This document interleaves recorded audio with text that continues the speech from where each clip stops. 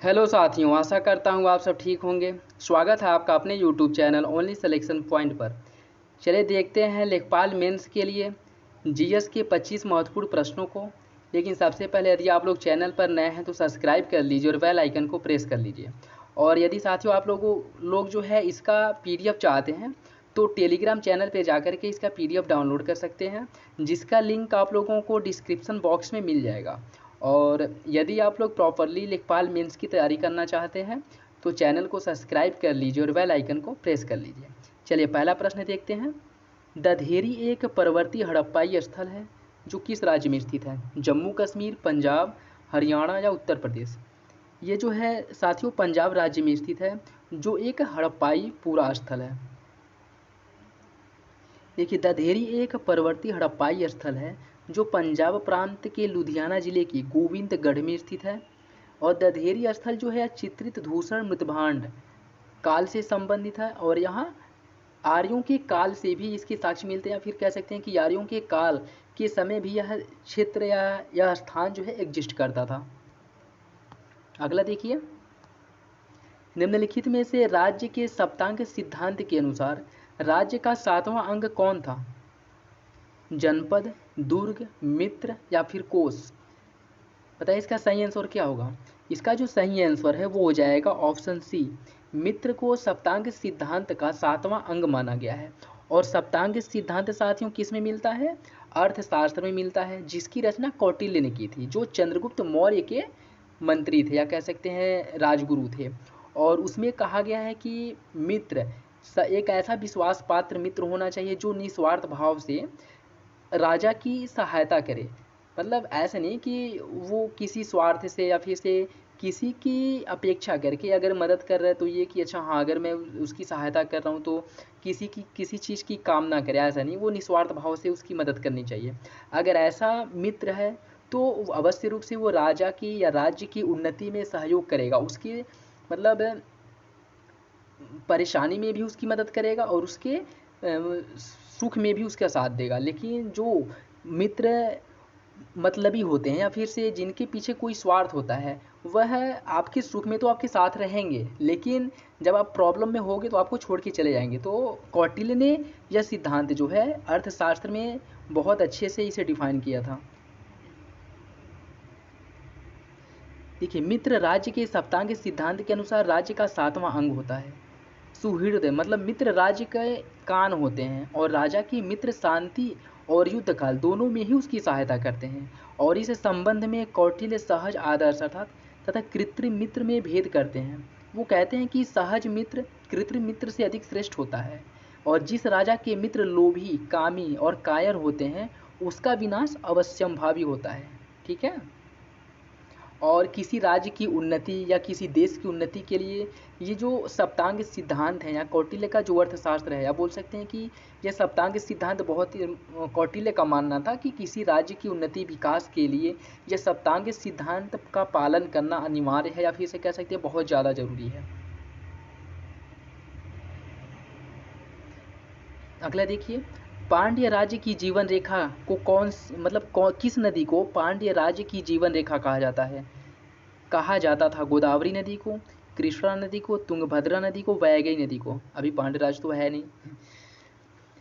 इसका जो सही आंसर साथियों वो हो जाएगा ऑप्शन डी। वैगई या वैगी नदी को पांड्य राज्य की जीवन रेखा कहा जाता था। देखिए पांड्य राज्य की जीवन रेखा वैगई या वेगी नदी को कहा जाता था। पांड्य राज्य कावेरी नदी के दक्षिण में स्थित था, जिसमें आधुनिक मथुरा तथा त्रिनेरवेली जिले और त्रावणकोर का कुछ भाग शामिल था, और जिसकी राजधानी मथुरा थी।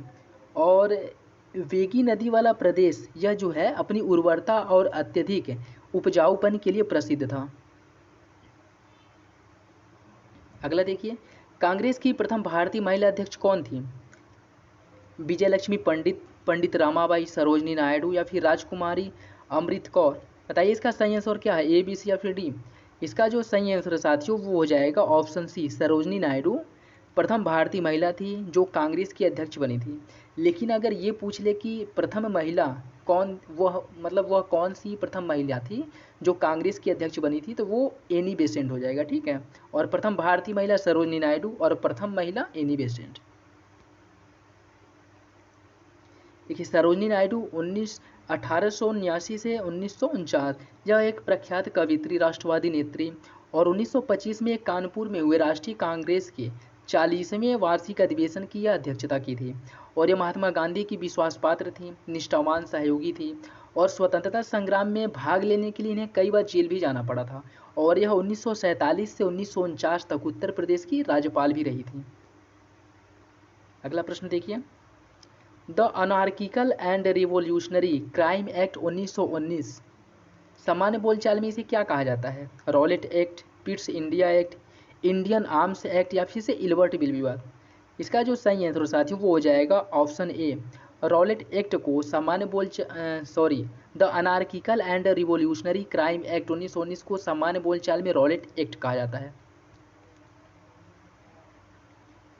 देखिए the anarchical and revolutionary crime act 1919 को सामान्य बोलचाल में रॉलेट एक्ट कहा जाता था और यह एक्ट न्यायाधीश सिडनी रॉलेट की अध्यक्षता में गठित किया गया था और इसी के सुझाव पर इसे पारित किया गया था और लागू किया गया था। अगला देखिए, रूपांतरित चट्टानों की उत्पत्ति किन चट्टानों से होती है? आग्नेय चट्टान, तलछटी चट्टान, आग्नेय तथा तलछटी चट्टान या फिर इनमें से कोई नहीं? इसका जो सही आंसर है वो हो जाएगा ऑप्शन सी। आग्नेय और तलछटी दोनों चट्टानों से है रूपांतरित चट्टानों का निर्माण होता है।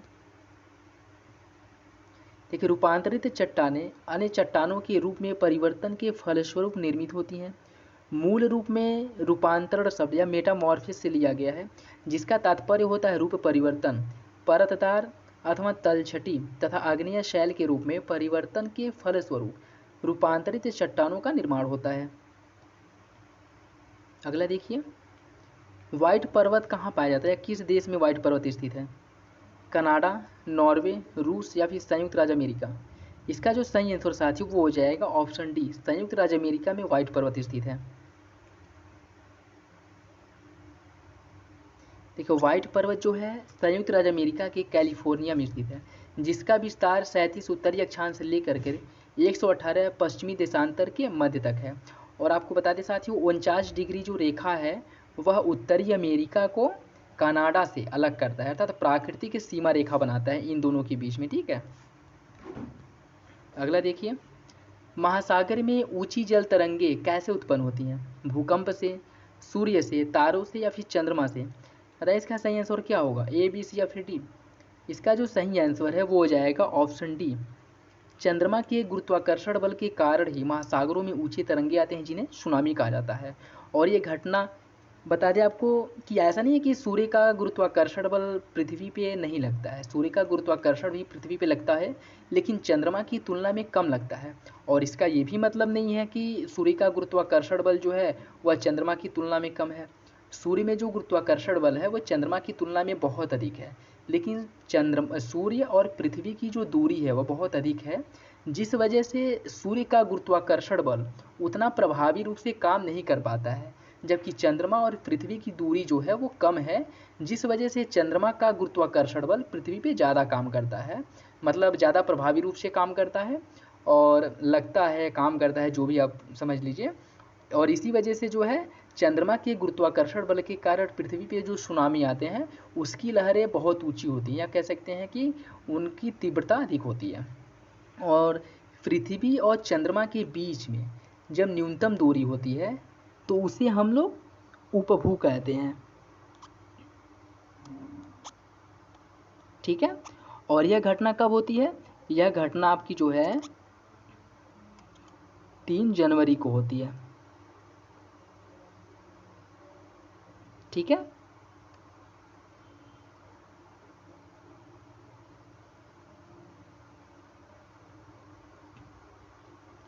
और बता दें साथियों, जब चंद्रमा और पृथ्वी की दूरी अधिकतम होती है तो उसे हम लोग अपभू कहते हैं।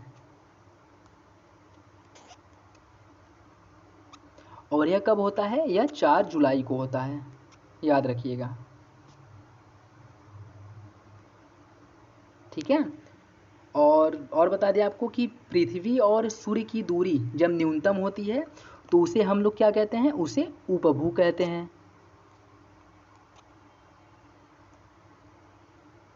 सॉरी साथियों, चंद्रमा और पृथ्वी की जब दूरी न्यूनतम होती है तो उसे हम लोग उपसौर कहते हैं।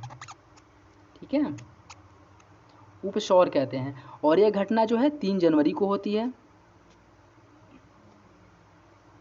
और जब इनकी दूरी, चंद्रमा और पृथ्वी की दूरी अधिकतम जब होती है तब उसे हम लोग अपसौर कहते हैं। ठीक है, और यह जो है 4 जुलाई को होती है। ठीक, और जब पृथ्वी और सूर्य की दूरी कितनी होती है, न्यूनतम होती है, तब उसे हम लोग उपभू कहते हैं। और जब सूर्य और पृथ्वी की दूरी जो है अधिकतम होती है तो उसे हम लोग अपभू कहते हैं। ठीक है, तो याद रखिएगा, थोड़ा कन्फ्यूजन हो गया था। जैसे देखिए, सूर्य और पृथ्वी की न्यूनतम दूरी जब होती है तब उसे हम लोग उपभू कहते हैं। और जब सूर्य और पृथ्वी की अधिकतम दूरी होती है तब उसे अपभू कहते हैं। और चंद्रमा पृथ्वी की जब न्यूनतम दूरी है, तो मतलब चंद्रमा और पृथ्वी के मध्य की दूरी जब न्यूनतम होती है तब उसे हम लोग उपसौर कहते हैं। और जब चंद्रमा और पृथ्वी के मध्य की दूरी अधिकतम होती है तब उसे हम लोग अपसौर कहते हैं। और यह घटना कब होती है, 3 जनवरी और 4 जुलाई को होती है। ठीक है, चलिए अगला प्रश्न देखते हैं।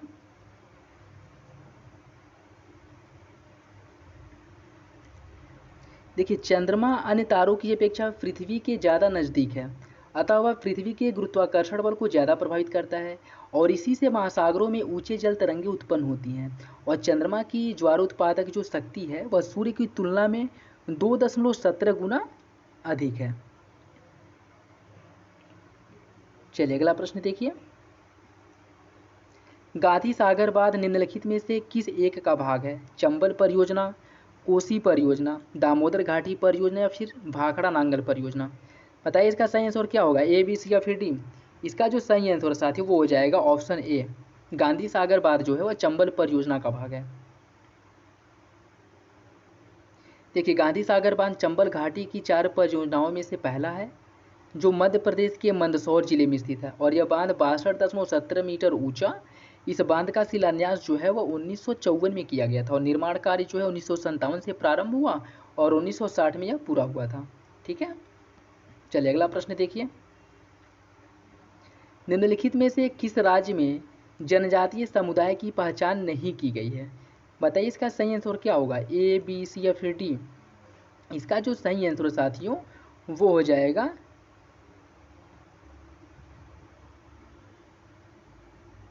ऑप्शन सी, हरियाणा में जो है किसी भी जनजाति की पहचान नहीं की गई है। ठीक है, देखिए 2011 की जनगणना के अनुसार पंजाब, हरियाणा, चंडीगढ़, दिल्ली, पुदुचेरी में जनजाति समुदाय की पहचान नहीं की गई है। अगला देखिए, भारत में सुपर कंप्यूटर परम का विकास किसके द्वारा किया गया है? इसरो, डीआरडीओ, आईसीएमआर या फिर सीडेक? बताइए इसका सही आंसर क्या होगा, ए, बी, सी या फिर डी? इसका जो सही आंसर साथियों वो हो जाएगा ऑप्शन डी।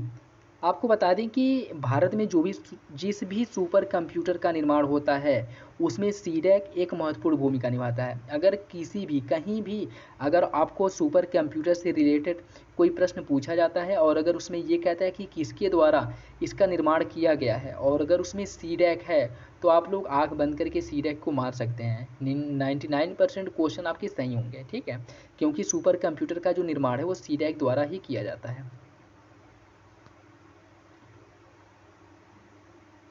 देखिए, पुणे स्थित CDAC centre for development of advanced computing द्वारा परम नामक सुपर कंप्यूटर की श्रृंखला का विकास किया गया है। अगला देखिए, पॉली हाउस का प्रयोग किसके लिए किया जाता है? पौधों को उगाने के लिए, अनाजों के भंडारण के लिए, सब्जियों के भंडारण के लिए या फिर इनमें से कोई नहीं? बताइए इसका सही आंसर क्या होगा, ए, बी, सी या फिर डी? इसका जो सही आंसर साथियों वो हो जाएगा ऑप्शन ए, पॉली हाउस का जो प्रयोग है वो पौधों को उगाने के लिए किया जाता है। देखिए, पॉली हाउस पॉलीथीन शीट द्वारा निर्मित एक सुरक्षात्मक संरचना है जिसके तहत फसलों को आंशिक रूप से या पूरी तरह से नियंत्रित जलवायु परिस्थितियों में उगाया जाता है। पॉली हाउस में उत्पादित फसलों में तेज गर्मी, धूप, ओले, तेज हवाओं आदि से सुरक्षित रहते हैं पौधे। अगला देखिए, जॉर्विक 7 क्या है? इलेक्ट्रॉनिक पैर, पेसमेकर, कृत्रिम हृदय या फिर कृत्रिम आँख। जॉर्विक 7 जो है साथियों वो एक कृत्रिम हृदय है। देखिए जॉर्विक 7 एक कृत्रिम हृदय है जिसका आविष्कार रॉबर्ट जॉर्विक ने किया था और यह कृत्रिम हृदय पहली बार बॉर्ने क्लार्क नामक रोगी में 1982 में प्रतिस्थापित किया गया था। अगला देखिए, सूखा सहिष्णुता से संबंधित हार्मोन्स कौन सा है? एबीसीसी अम्ल, जिबरेलिन, इंडोल एसिटिक अम्ल या फिर साइटोकाइनिन। बताइए इसका सही आंसर क्या होगा, ए, बी, सी या फिर डी? इसका जो सही आंसर साथियों वो हो जाएगा ऑप्शन ई, सूखा सहिष्णुता से संबंधित हार्मोन्स एबीसीसी अम्ल है। देखिए सूखा के प्रति सहनशील पौधे सूखे की परिस्थितियों में एबीसीसी अम्ल नामक पादप हार्मोन्स का संश्लेषण करते हैं जिससे उन्हें जल को संरक्षित करने में मदद मिलती है। ठीक है, याद रखिएगा।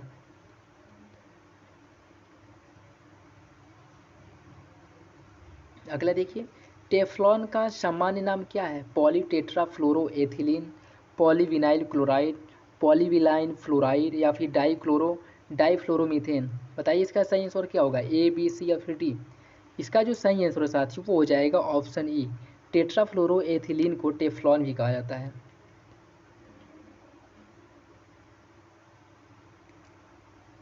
देखिए पॉलीटेट्राफ्लोरोएथिलीन पीटीएफई एक संश्लेषित फ्लोरोबहुलक है जिसका साधारण नाम टेफ्लॉन है।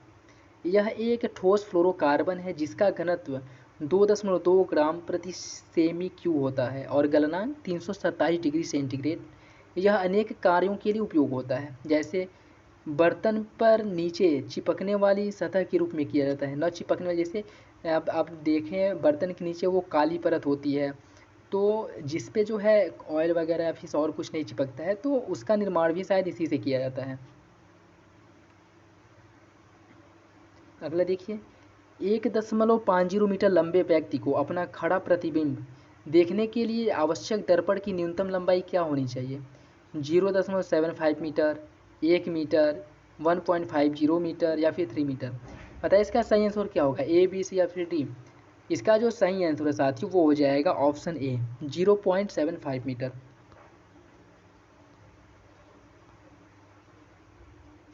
देखिए किसी भी व्यक्ति को अपना संपूर्ण प्रतिबिंब देखने के लिए आवश्यक दर्पण की जो न्यूनतम लंबाई होती है वह व्यक्ति की लंबाई की आधी होनी चाहिए और आवश्यक दर्पण की जो न्यूनतम लंबाई होती है जैसे 1.50/2 0.75 मीटर होनी चाहिए। ठीक है, अगला देखिए, राजीव गांधी राष्ट्रीय विमानन विश्वविद्यालय उत्तर प्रदेश में कहाँ स्थित है? नोएडा, आगरा, फुर्सतगंज या फिर वाराणसी। इसका जो सही आंसर साथियों वो हो जाएगा ऑप्शन सी, यह जो है फुर्सतगंज में स्थित है। और फुर्सतगंज कहाँ पे है? अमेठी में स्थित है। देखिए राजीव गांधी राष्ट्रीय विमानन विश्वविद्यालय उत्तर प्रदेश के अमेठी जिले के फुर्सतगंज में स्थित है जिसकी स्थापना राजीव गांधी राष्ट्रीय विमानन विश्वविद्यालय अधिनियम 2013 के तहत किया गया था। अगला देखिए, चुनारगढ़ में अनूप वेदिका है जिनकी वे हैं कौन? बताइए इसका सही आंसर क्या है, आदि शंकराचार्य, चैतन्य, रामानंद या फिर भर्तृहरि। इसका जो सही आंसर साथ वो हो जाएगा ऑप्शन बी, वो है भर्तृहरि। देखिए चुनारगढ़ पूर्वी उत्तर प्रदेश के मिर्जापुर जिले में स्थित है और इस गढ़ के अंदर सोनवा मंडप, 52 खंभा, सौर घड़ी, भर्तृहरि की समाधि आदि दर्शनीय विरासतें स्थित हैं। ठीक है, तो यहाँ भी रखिएगा, अंदर जो है सोनवा मंडप, 52 खंभा, सौर घड़ी और भर्तृहरि की समाधि चुनारगढ़ के किले में ही स्थित है। अगला देखिए, जलवायु परिवर्तन का कारण मुख्यतः निम्नलिखित किसकी वजह है? ग्रीन हाउस गैस, ओजोन परत का अवक्षय, प्रदूषण। बताइए इसका सही आंसर क्या होगा, ए, बी या फिर सी? इसका जो सही आंसर साथियों वो हो जाएगा ऑप्शन डी, ये तीनों जो है जलवायु परिवर्तन के लिए जिम्मेदार हैं।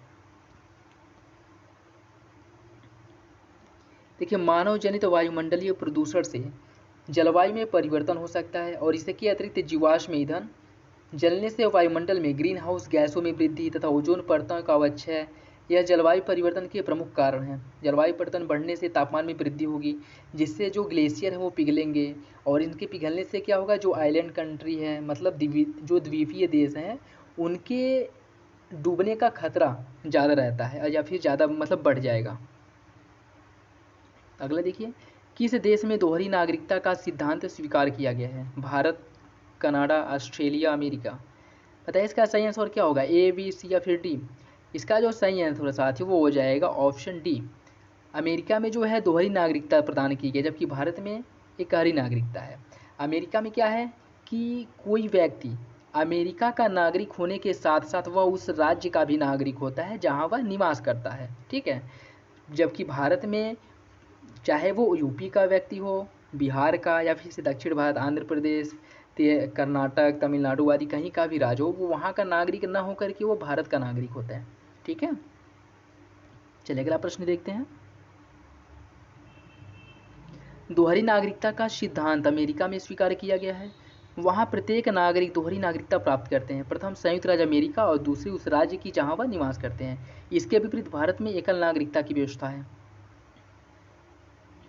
अगला देखिए, राज्य के नीति निर्देशक सिद्धांतों के निम्नलिखित अनुच्छेदों में से कौन सा अंतर्राष्ट्रीय शांति और सुरक्षा के संवर्धन से संबंधित है? अनुच्छेद 51, अनुच्छेद 48 का, अनुच्छेद 43 का, या फिर अनुच्छेद 41? बताइए इसका सही आंसर क्या होगा, ए, बी, सी या फिर डी? इसका जो सही आंसर साथियों वो हो जाएगा ऑप्शन ए। अनुच्छेद 51 जो है वह अंतर्राष्ट्रीय शांति और सुरक्षा के संवर्धन से संबंधित है। देखिए अनुच्छेद 51 जो है अंतर्राष्ट्रीय शांति और सुरक्षा संवर्धन से संबंधित है। अनुच्छेद 41 काम, शिक्षा, लोक सहायता पाने के अधिकार से संबंधित है। अनुच्छेद 43 ए राज्य द्वारा उद्योगों के प्रबंधन में श्रमिकों या कर्मकारों की भागीदारी सुनिश्चित करने से संबंधित है। अनुच्छेद 48 का जो है पर्यावरण का संरक्षण तथा संवर्धन, वन एवं वन्य जीवों की रक्षा से संबंधित है। और आपको बता दें साथियों 43 ए, 48 ए या क जो भी कहिए, और 39 ए, ये जो है ये तीनों अनुच्छेद 42वें संविधान संशोधन द्वारा जोड़े गए थे, ठीक है। 39 ए, 43 ए और 48 ए, ठीक है, तो याद रखिएगा ये तीनों 42वें संविधान संशोधन द्वारा इनको जोड़ा गया था, ठीक है। अगला देखिए, किस वर्ष से विदेशी विनिमय प्रबंधन अधिनियम फेमा को प्रभावी किया गया था? 2003, 2002, 2000 या फिर से 1999? बताइए इसका सही आंसर क्या होगा, ए, बी, सी या फिर डी? इसका जो सही आंसर साथियों वो हो जाएगा ऑप्शन सी, 2000 ईस्वी से फेमा को प्रभावी किया गया था। देखिए विदेशी विनिमय प्रबंधन अधिनियम फेमा विदेशी विनिमय विनियमन अधिनियम फेरा के स्थान पर 1 जून 2000 को प्रभावी किया गया था, जिसका उद्देश्य व्यापार, भुगतानों को सुविधाजनक बनाना तथा देश में विदेशी मुद्रा बाजार के सुव्यवस्थित विकास को बढ़ावा देना। अगला देखिए साथियों, निम्नलिखित में से कौन सा विभाग जुलाई 2021 में वित्त मंत्रालय के अधीन लाया गया है? वित्त सेवा विभाग, लोक उद्यम विभाग, आर्थिक मामलों का विभाग या फिर निवेश तथा सार्वजनिक संपत्ति प्रबंधन विभाग? बताइए इसका सही आंसर क्या होगा। इसका जो सही आंसर है वो हो जाएगा ऑप्शन बी, लोक उद्यम विभाग को वित्त मंत्रालय के अंतर्गत लाया गया है। कब? जुलाई 2021 में। देखिए जुलाई 2021 में लोक उद्यम विभाग को भारी उद्योग तथा लोक उद्यम मंत्रालय से अलग करके वित्त मंत्रालय के अधीन लाया गया है, और इसके उपरांत भारी उद्योग तथा लोक उद्यम मंत्रालय को अब भारी उद्योग मंत्रालय कहा जाएगा, ठीक है। अगला प्रश्न देखिए, माउंट सेमेरू ज्वालामुखी जिसमें हाल ही में विस्फोट हुआ था वह किस देश में स्थित है? Malaysia, Thailand, Indonesia, New Zealand? बताइए इसका सही आंसर क्या होगा, ए, बी, सी या फिर डी? इसका जो सही आंसर साथियों वो हो जाएगा ऑप्शन सी, इंडोनेशिया में स्थित है माउंट सेमेरू ज्वालामुखी।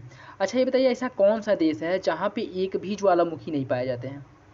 आप लोग सर्च करिएगा फिर बताइएगा, इंटरेस्टिंग क्वेश्चन है।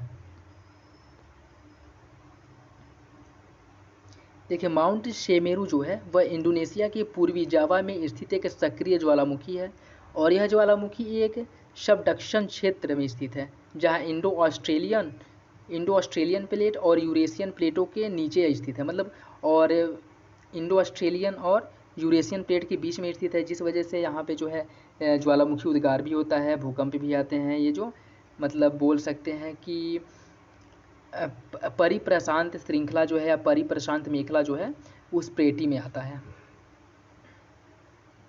अगला देखिए, मरियम वेबस्टर शब्दकोश के अनुसार 2021 वर्ष का शब्द किसे चुना गया था? वैक्सीन, क्वारंटीन, इन्फेक्शन या फिर आइसोलेशन? बताइए इसका सही आंसर क्या होगा, ए, बी, सी या फिर डी? इसका जो सही आंसर साथियों वो हो जाएगा ऑप्शन ए। मरियम वेबस्टर शब्दकोश के अनुसार वैक्सीन को 2021 वर्ष का वर्ड ऑफ द ईयर चुना गया था। देखिए, मरियम वेबस्टर एक अमेरिकी कंपनी है जो शब्दकोश के प्रकाशन के कार्यों से जुड़ी है और 2021 में वर्ड ऑफ द ईयर के रूप में वैक्सीन शब्द को चुना गया था। ठीक है, अगला प्रश्न देखिए, राष्ट्रीय कुष्ठ नियंत्रण कार्यक्रम कब प्रारंभ किया गया था? 1955, 1991, 1960, 1972? बताइए इसका सही आंसर क्या होगा, ए, बी, सी या फिर डी? इसका जो सही आंसर साथी वो हो जाएगा ऑप्शन ए।